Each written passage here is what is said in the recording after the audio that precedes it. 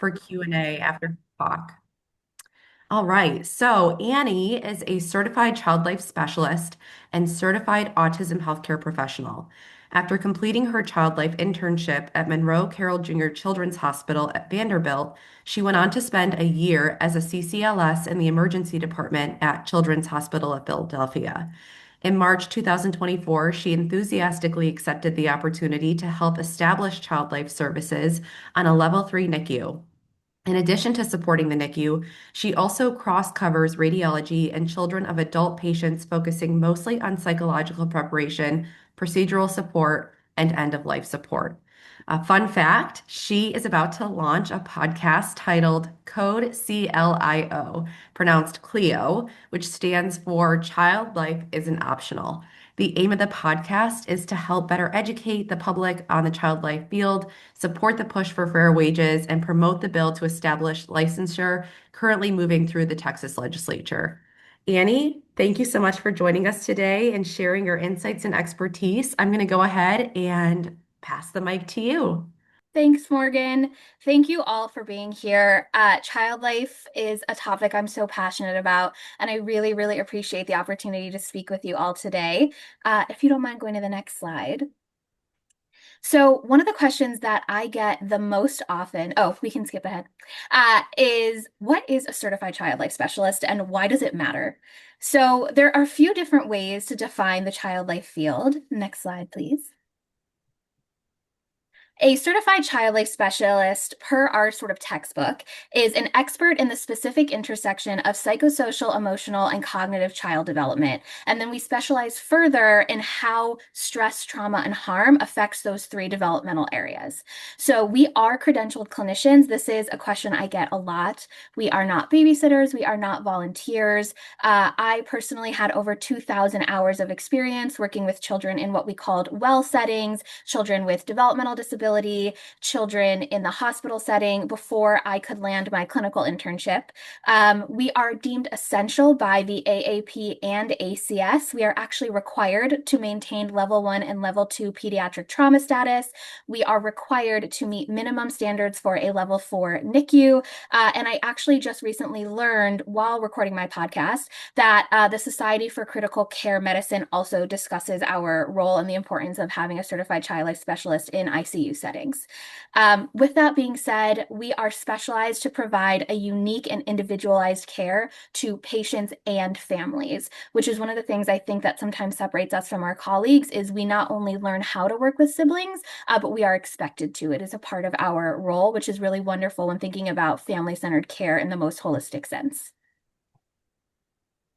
Next slide, please. Wonderful. So with that being said, what do we actually do? And again, why does this matter? So we are actually using evidence-based assessments. We're not guessing.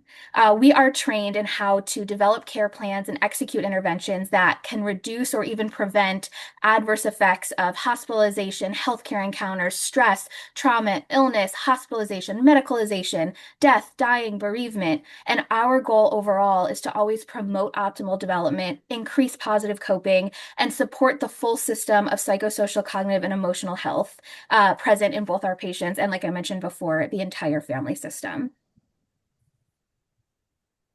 What does this mean for you if maybe you're a provider on this call, if maybe you are a nurse who's like, wait a second, wait, I saw them bringing in toys the other day. I can actually ask them and consult them for other things.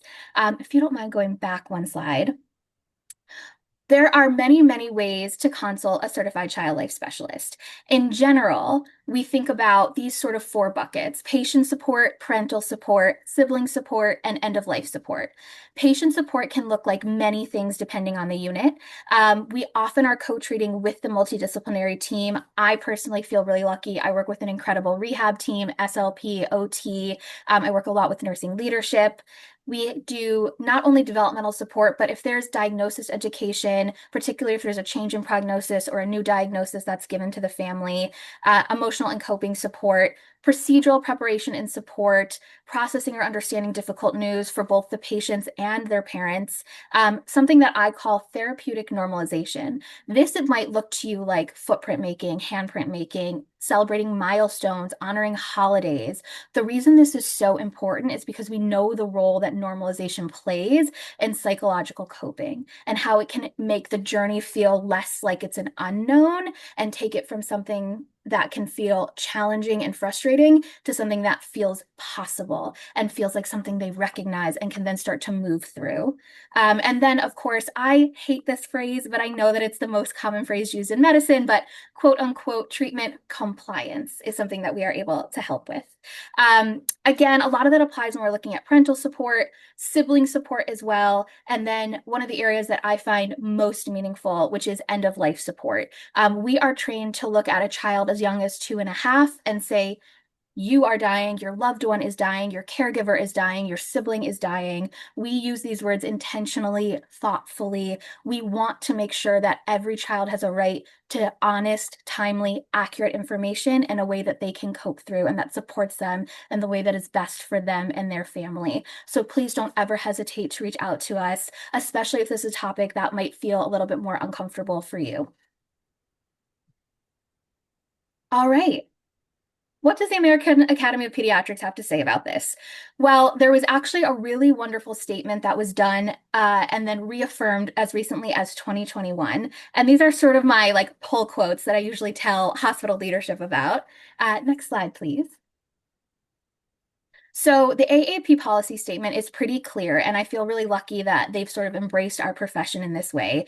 Certified child life specialists are part of an interdisciplinary patient and family-centered model of care, collaborating with the whole team, right? Family, physicians, APPs, nurses, social work, any member of the healthcare team. We want to be a part of those conversations and develop a comprehensive plan of care.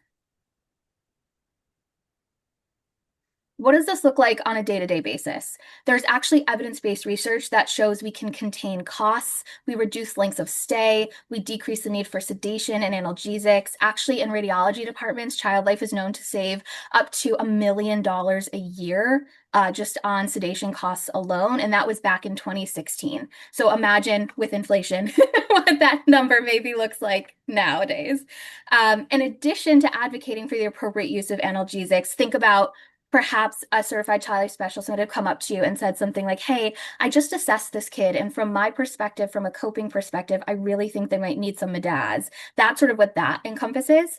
But we are directly involved and typically lead the utilization of non-pharmacologic pain management techniques. I actually was just talking to some of our attendings today about vibratory stimulation during typical routine vaccines in our NICU. And that also can help, totally different topic we can get into later, but with vaccine hesitancy as well, letting parents know there are ways to support your children through this that you may not know of or that may not seem typical. Again, I kind of touched on this earlier, but the AAP recognizes our involvement with siblings and that siblings deserve to be treated just like a patient in terms of getting therapeutic play and educational interventions. And then lastly, we help family members understand not only their child's illness, but their child's response to that illness and to treatment. And that helps support caregiving roles and prevent burnout in certain ways. This is just another quote. The certified child life specialists, psychosocial and developmental expertise, and their keen awareness of the benefits of patient and family-centered care provide a useful perspective at the systems level. This, I think, is really, really important, especially if you don't have a certified child life specialist on your team already, particularly because when we're thinking about things like JACO, actually, if you want to go to the next slide, a certified child life specialist can actually contribute to your standards set forth by the Joint Commission. So we answer questions when they come for those surprise visits. We are expected to know and help support effective communication, family-centered care, age-specific competencies, and specifically cultural competencies, which can sometimes not be at the forefront when rightfully so, what other providers might be thinking about is like, there is a baby in front of me who is sick, and I just need to make sure this baby is safe. We can help kind of take care of some of these other areas of care as well. One of my favorite things to point out is that the AAP does very clearly state that we should be considered essential members of the hospital-based pediatric care team. We should be available and able to meet patient or family needs 7 days a week. So that is the goal. Wherever children are, I always say a certified child life specialist shouldn't be far behind. Okay, now that we talked about the AAP, what does our board have to say about it? Which, yes, they might be a little bit biased, but the Association of Child Life Professionals actually created a 70 plus page value proposition statement. I highly recommend you read the summary. I would love for you to read the whole thing, but who has time for that? Realistically, I know. But the summary is really excellent because it breaks up our areas of expertise with that evidence base behind it. Next slide, please. And clearly shows that we not only elevate and enhance medical care, but I'll leave you on a little cliffhanger. We actually can help in really crucial areas. So one thing that I don't know that people quite understand is a certified child life specialist actually mitigates pediatric medical traumatic stress, but it attenuates the negative physical and psychosocial effects long term. So there has been evidence studies, based studies that show how we can prevent stress, the effects of stress, loss, grief, including everything from like stroke, heart attack, and high blood pressure, even into adulthood. Think about all the adults, you know, who don't go to the doctors, and you said, "Why didn't you go to the doctor?" And they went, "I didn't want an IV.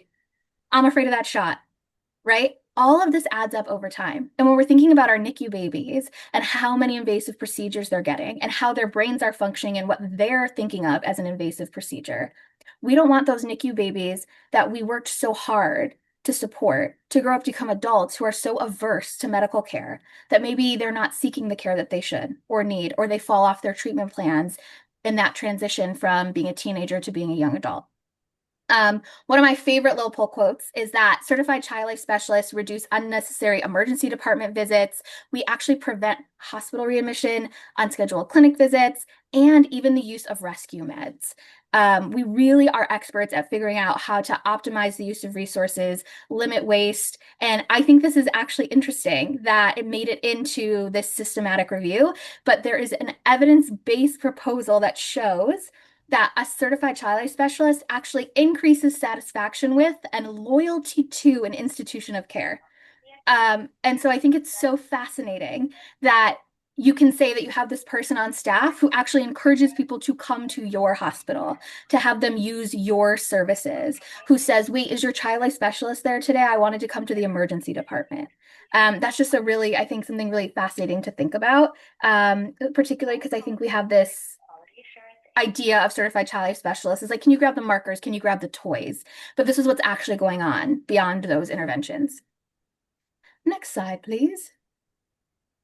All right, the main event, child life and NICU. Let's get into it. Hi, Paul. It's Robert Chico, CICC. So what does this look like in a unit where maybe I'm not providing psychological preparation to the kiddo because the kiddo is a 23-weeker? What does this look like when there's no siblings in the family? Common child life interventions in the NICU also sort of fall into 4 buckets. Next slide, please.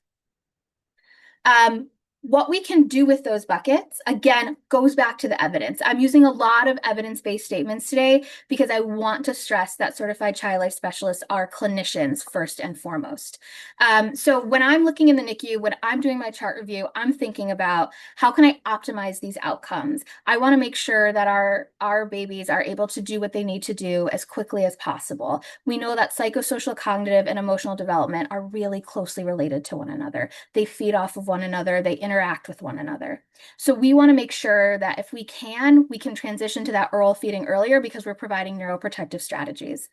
When we're looking at pediatric medical traumatic stress, how are we incorporating developmental play? How are we incorporating that non-pharmacological pain management? What does the parent education aspect look like? How are we engaging parents at the bedside and making sure that they feel included in these decisions? Because if they feel included in these decisions, they're going to be more regulated. They're going to be able to transition to taking over care sooner, and that baby can go home sooner, hopefully.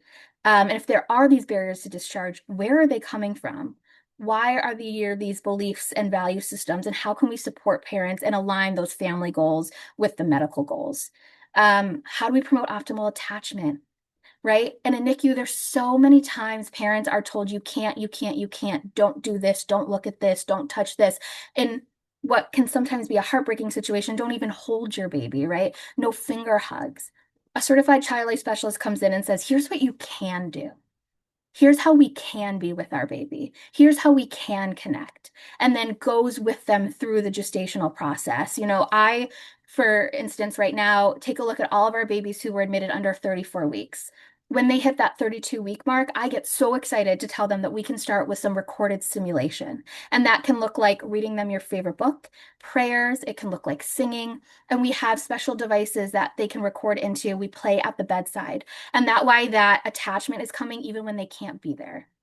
And we're able to monitor the sensory support, right? So we're kind of combining the neuroscience with the attachment, with parent goals, with family-centered care. Next slide, please. I love this visual. I have carried this with me from hospital to hospital. This is what's actually going on in my brain. So what you might see is markers and a doll with a sibling, but this is where that came from. What you might see is a vibration pad and M-LOK cream. This is where that came from. What you might see is an all about me sheet being handed to a parent who's new to the NICU. This is where that came from. So when you're wondering, why is this coming? Where is the certified child life specialist asking for this intervention from? This is what's going on in our brains at all times. And even sometimes during procedures, we're assessing and reassessing and watching the baby's cues over and over and over in real time. Next slide, please. Okay, so in a concrete way, what do some of these interventions look like? That sensory stimulation as baby's growing, we want to help make sure they're progressing in a positive way. Attachment and bonding, procedural support, that's an area that I'm also super passionate about. Parental support, milestone and legacy building, that comes in with that therapeutic normalization. Do not underestimate the power of talking to parents and saying, what is meaningful to you? That's meaningful to us. We want to make sure that you're in this journey and we're in this journey together. Parent education, this is a big one. I think a lot of times we think parent education is, we're calling to telling you that your baby now needs a G-tube. That's not parent education. Parent education starts weeks before that, when you have conversations about, what are you noticing about your baby's feeding patterns? What are you noticing about what's happening afterwards? How can we work together so that by the time we have that conversation, there's already a level of trust, of rapport, of understanding, so that conversation is not the first time they're hearing about this, and they've had time to understand and process what might be coming. Like I mentioned before, aligning family goals with medical goals, this is huge. I recently worked with a parent who was really, really worried that when they took their baby home, they might not be able to take care of the baby, because a lot of the messaging they felt like they were internalizing was like, no, no, no, let the nurses do that. Or no, no, no, you can't do that. Or no, no, no, you're doing it wrong. So how do we help make sure everyone is on the same page and feels supported and safe, emotionally safe in that environment? Sibling support. This is like 90% of NICU work sometimes, right? Because when we're thinking about siblings, most of the time, siblings will say are around like 2.5 to, I'll even say 12 years old, okay? All of those kids, regardless of their cognitive development, their underlying foundation is concrete understanding. And so in order to get a concrete understanding of what's going on, think about it this way. They watched their parent who was pregnant go to the hospital. They may or may not even know why that parent was in the hospital, or they could have been there for a long time without a visit. That parent then comes home one day. They're no longer pregnant, but where is the baby? What's happening here? That's why we tend to see some of that regression. A lot of people think that regression in siblings comes from being a sibling, which is a little bit of it, but it's mostly coming from a lack of understanding and a lack of an outlet for proper coping. Because if you don't know what's going on, and especially if you're in that younger demographic, one of your biggest stressors is attachment, is routine. All of that is getting upended and you don't even know why, and you can't even see why. That's confusing. That's hard. It is appropriate to be upset about that. So how can we kind of mitigate that before it starts, or help walk it back once it does start? That's a big conversation I often have. If it's possible in your NICU, I always advocate for actually getting to visit with the baby. Tufts, I don't know if anyone on here put it in the chat if you're from Tufts, but they did a really wonderful research study that actually showed there was no increase. I'm going to say that again. There was no increase in infections during respiratory season when they had siblings visit. So they have been able to continue with like year-round sibling visits, which is really beautiful and really wonderful, and I know has made a huge difference for their child life team and their families there. How can we bond? How do we work on that transition home when that time comes?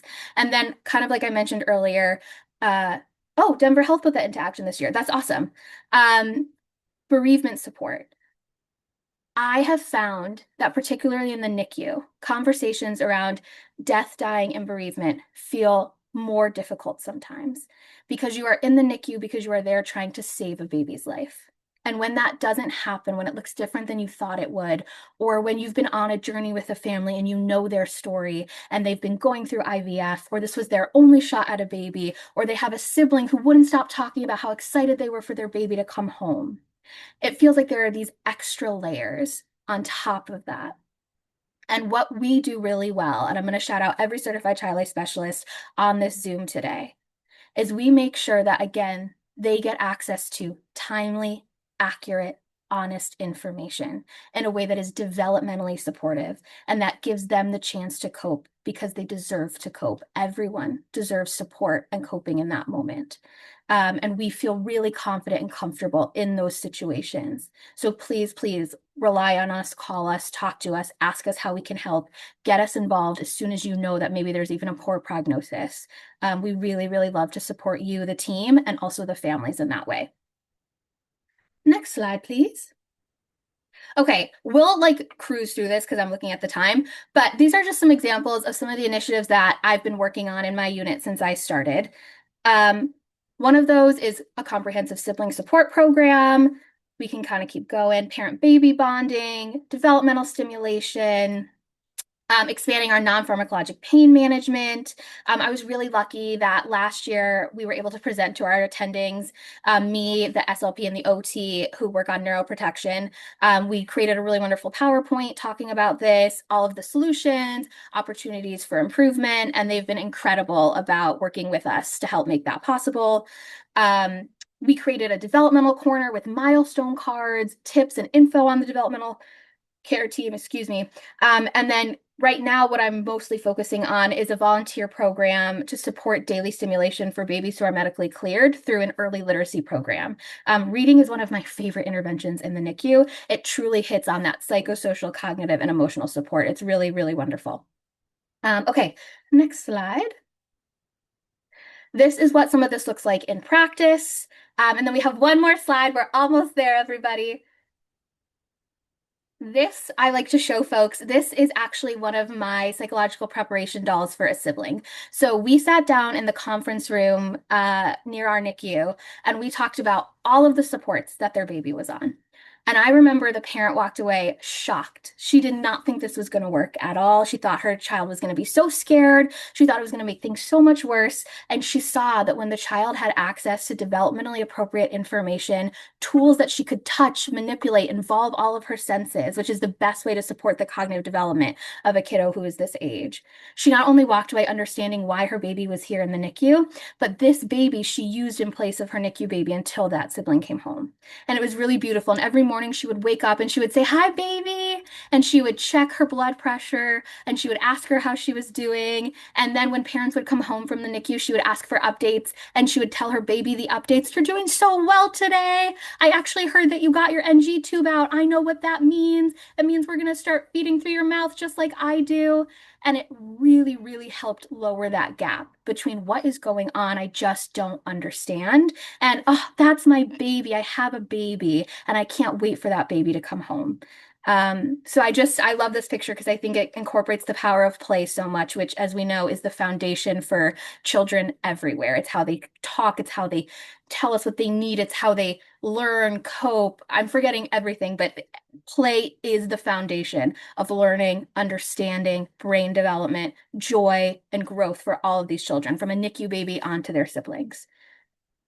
Okay, I kind of speed run through that. I hope that was okay. Please don't hesitate to ask me any questions. Um, I know there's, I think, a lot of certified child life specialists on here, so please feel free to jump in with